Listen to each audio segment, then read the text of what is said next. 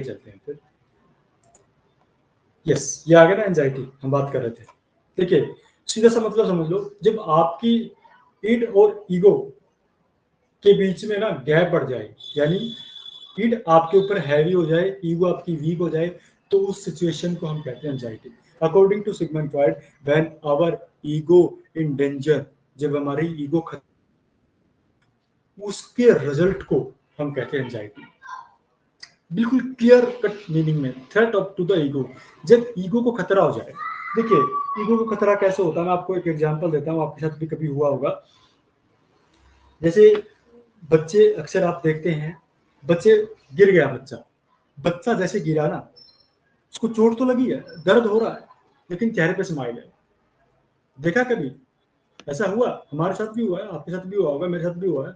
जैसे मैं गिरा, उठा, बहुत लोग देख रहे थे, अगर तो रोया तो बेइज्जती हो गई भाई। तो हम क्या करते हैं, स्माइल करते हैं। यानी अब क्या कर रहे हैं, अब इस टाइम पे मेरी ईगो खतरे में आ गई, अब मेरे अंदर एक एंजाइटी पैदा हो गई, क्योंकि ईगो डेंजर में है कि भाई लोग मेरे बारे में क्या सोचेंगे। उस सिचुएशन को जब आपकी, मोटी मोटी बात अगर यहाँ पे समझे तो ये है कि जब आपकी इड आपकी ईगो के ऊपर हैवी हो जाती है, उसमें कंफ्लिक्ट पैदा होता है, उस कंफ्लिक्ट को हम एंजाइटी कहते हैं। मीनिंग क्लियर हो गया कि एंजाइटी क्या है। चलिए उसके बाद एक reality and the super ego. आप ये क्या कहते हैं, आपकी जो एंजाइटी है ना, वो 3 तरीके की होती है। There 3 types of anxiety. पहली रियलिटी एंजाइटी, पहली होती है जी reality anxiety, real anxiety. It involve fear of real dangers. आपके वर्ल्ड में, आपके रियल वर्ल्ड में एकदम आपके सामने क्या आ गया, शेर आ गया। क्या आ गया जी, शेर आ गया। अब आपको फियर लग रहा है ना, डर लग रहा है, वो डर रियल है। वो फियर क्या है, वो डर क्या है, वो रियल है। इसलिए वो क्या है, वो रियल एंजाइटी। ऑब्जेक्टिव एंजाइटी भी कहते हैं इसको। बहुत बार नाम चेंज होकर क्वेश्चन पेपर में आ जाते हैं, ऑब्जेक्टिव एंजाइटी या रियल एंजाइटी। तो वो एंजाइटी क्या है, वो रियल एंजाइटी है। यानी this involve fear of real danger in the world, real world. Most of us justified fear fire, hurricane, earthquake, similar disaster. किसी भी तरीके का डिसास्टर आ गया, फायर, आग लग गई, भूकंप आ गया, उसमें जब हम रहते हैं, अपने आप को अंदर एक एंजाइटी पैदा होती है ना, वो एंजाइटी रियल है, क्योंकि वो वहां पर बनती है आपकी, वहां पे एंजाइटी करना बनता है। यानी वो रियल एंजाइटी है, वो रियलिटी एंजाइटी, ऑब्जेक्टिव एंजाइटी है। पॉजिटिव पर्पज होता है। रियलिटी एंजाइटी हमेशा पॉजिटिव होती है, क्योंकि शेर आपके सामने आ गया तो एंजाइटी होगी, तो एंजाइटी होगी तो क्या होगा, आप भागोगे अपनी जान बचाने के लिए। यानी आपके बिहेवियर को गाइड करती है, वो एक्सेप्ट करने में, प्रोटेक्ट करने में आपको बचाती है रियल एंजाइटी। इसलिए रियल एंजाइटी का पॉजिटिव पर्पज होता है। Getting a point? सबसे पहली एंजाइटी कौन सी है, रियलिटी एंजाइटी या ऑब्जेक्टिव एंजाइटी। जो रियल में डेंजर है उसको हमने भापा और हम वहां से बच के भागने लग जाए, यानी पॉजिटिव पर्पज मिल गया अपने आप को एक्सेप्ट करने का, प्रोटेक्ट करने का, वो आपकी रियल एंजाइटी है। देन न्यूरोटिक एंजाइटी, दूसरी जो है वो neurotic anxiety. Had is the basic in the childhood. देखिए अकॉर्डिंग टू सिगमंड फ्रॉइड ना, हमारी personality, totally personality childhood experience के ऊपर बेस्ड है। ये कहता है जो बचपन में आपने झेला है ना, वही आपकी पर्सनैलिटी एडल्ट में आकर बन जाती है। इसलिए ये डिटर्मिनिज्म को मानता है, यानी सब कुछ पहले से प्री डिटरमाइंड है। डिटर्मिनिज्म थॉट्स हमने जो पहले पढ़ा था उसको मानता है। यानी न्यूरोटिक एंजाइटी क्या हो गया, आप रियल में खतरा नहीं है, रियल में कोई डेंजर नहीं है, फिर भी हम डरे जा रहे हैं। अकॉर्डिंग टू सिगमंड फ्रॉइड पढ़ते हैं, it has basis in the childhood. इसका जो बेसिस है वो कहाँ पे, चाइल्डहुड में है, बचपन में है। Conflict between instinctual gratification and reality, वो इड और रियलिटी की बात आ गई। इंस्टिंक्चुअल ग्रेटिफिकेशन, जब आपको आपकी इंस्टिंक्ट कह रही है ना कि आपको तो खाना चाहिए है, वो ग्रेटिफिकेशन चाहिए है, उस ग्रेटिफिकेशन में और रियलिटी में कंफ्लिक्ट पैदा हो रहा है, उसको हम कहते हैं न्यूरोटिक एंजाइटी, जो आपके अंदर पैदा करती है सेक्सुअल और aggressive impulses. According to Sigmund Freud वो आपकी होती है न्यूरोटिक एंजाइटी। यानी कि सीधा सा मतलब है जी, बगैर किसी का कोई सिर पाँव नहीं किसी बात का, और फिर भी हम डर जा रहे हैं, अनकॉन्शियस फियर है हमारे अंदर, वो आपका न्यूरोटिक एंजाइटी है। रियल एंजाइटी तो रियल में है, डेंजर आपके सामने से आया, ठीक है, बट न्यूरोटिक एंजाइटी, और इसी न्यूरोटिक एंजाइटी को ट्रीट करने के लिए इतनी सारी इन्होंने थेरेपी क्रिएट की थी या इंटरवेंशन यूज किया था। An unconscious fear of being punished और impulsively displaying id dominate behaviour. Neurotic anxiety के अंदर हमेशा कौन सा बिहेवियर हम डोमिनेट करते हैं? ईड वाला डोमिनेट करते हैं, क्योंकि हमारे अंदर अनकॉन्शियस एक फियर रहता है कि हमें पनिशमेंट मिलेगी। The conflict become one between the id and the ego and its origin has some basis in. यही कहता है न्यूरोटिक एंजाइटी। अगर आपसे कोई पूछ ले according to Sigmund Freud neurotic anxiety क्या है, ईड और ईगो के बीच में कंफ्लिक्ट पैदा होना ही न्यूरोटिक एंजाइटी कहलाता है। वही उसका ओरिजिन है, वही उसका बेस है। यानी इड हैवी हो गई ईगो के ऊपर, बट देखिए इड तो हैवी हो गई हमारे ऊपर, बट ईगो कह रही है रियलिटी कह रही है हम वो चीज कर ही नहीं सकते। यानी बच्चे को चॉकलेट तो चाहिए ही चाहिए है, बट चॉकलेट एग्जिस्ट ही नहीं करती। अब बच्चा खाम खाई परेशान है कि मुझे तो चाहिए, पीट रहा है। वो जो बिहेवियर है ना, वो neurotic anxiety. Just for example मैं आपको समझा रहा हूँ, वो इड आपके ऊपर हैवी हो गई, वो आपके अंदर न्यूरोसिस पैदा करेगी, न्यूरोटिक बिहेवियर पैदा करेगी। आपके सेक्सुअल और अग्रेसिव, आपके अंदर अग्रेशन आएगा, गुस्सा है, वो था आपका neurotic anxiety. Last is the moral anxiety. अब कंफ्लिक्ट किस किस के बीच में है? ईड और सुपर ईगो के बीच में है जी। वो ईड और ईगो के बीच में था, जिसको हम न्यूरोटिक एंजाइटी कहते हैं। मोरल विद ईड और सुपर ईगो के बीच में कंफ्लिक्ट पैदा हो जाए। It is the fear of one conscientious when you are motivated to express an intellectual impulses that is contrary to our moral code.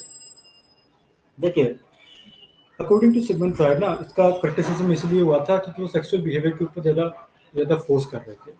तो थिंक अबाउट इट, क्या sexual behaviour करना inappropriate तरीके से वो सोशली एक्सेप्टेबल है या unacceptable है?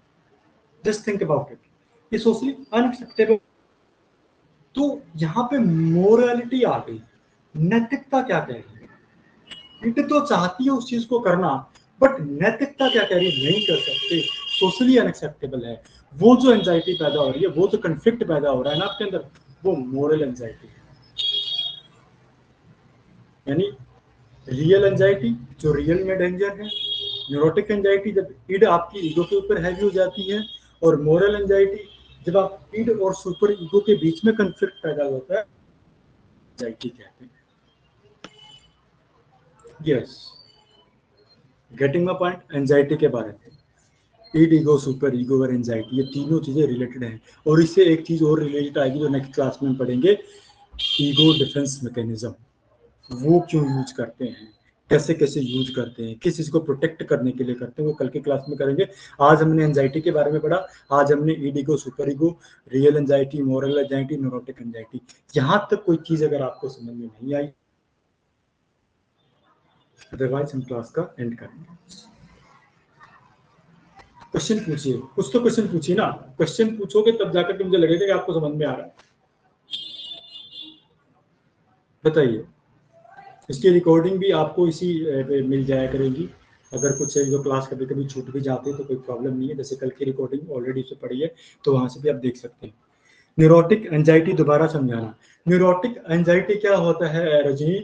Neurotic का मतलब होता है, न्यूरोसिस का मतलब जब आपके अंदर अनकॉन्शियस फियर पैदा हो जाता है। अनकॉन्शियस फियर का मतलब क्या होता है कि जब मान लो रियल में एंजाइटी, रियल में चिंता करने की बात ही नहीं है, लेकिन फिर भी हम कर ही जा रहे हैं।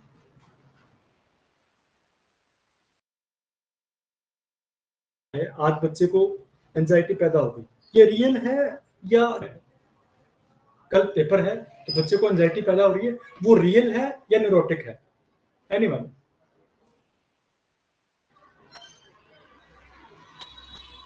हाँ जी शिवानी बताइए, आपकी आवाज नहीं आई। रियल है सर। वो रियल एंजाइटी क्यों है? क्योंकि एक्चुअली में वो सिचुएशन क्रिएट है।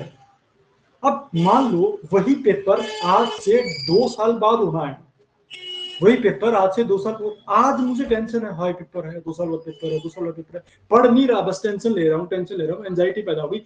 वो बेसिकली न्यूरोटिक एंजाइटी है। वहां बीच में कॉन्फ्लिक्ट पैदा हो गया, और जब ईड और सुपर ईगो के बीच में कॉन्फ्लिक्ट पैदा होता है, उसको मोरल एंजाइटी कहते हैं। क्लियर है आप रजनी?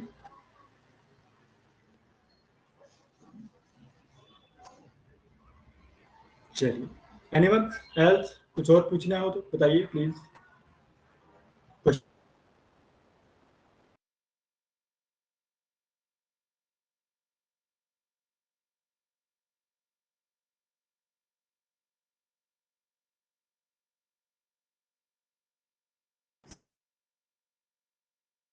हो जाएगी।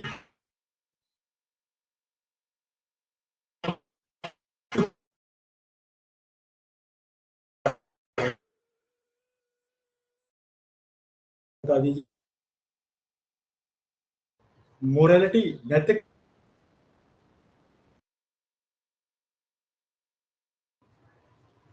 मेरी आवाज नहीं आ रही क्या?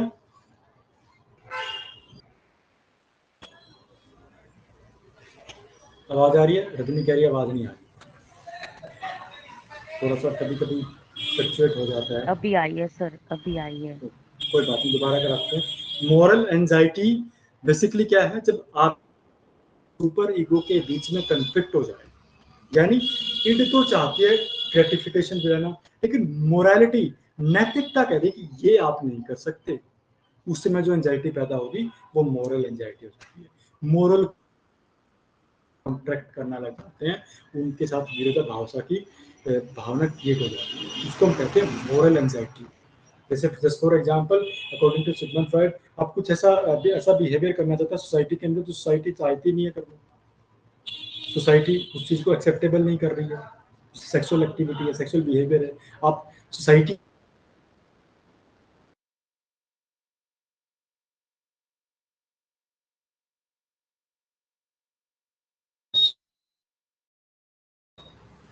क्लियर है सभी को? बताइए।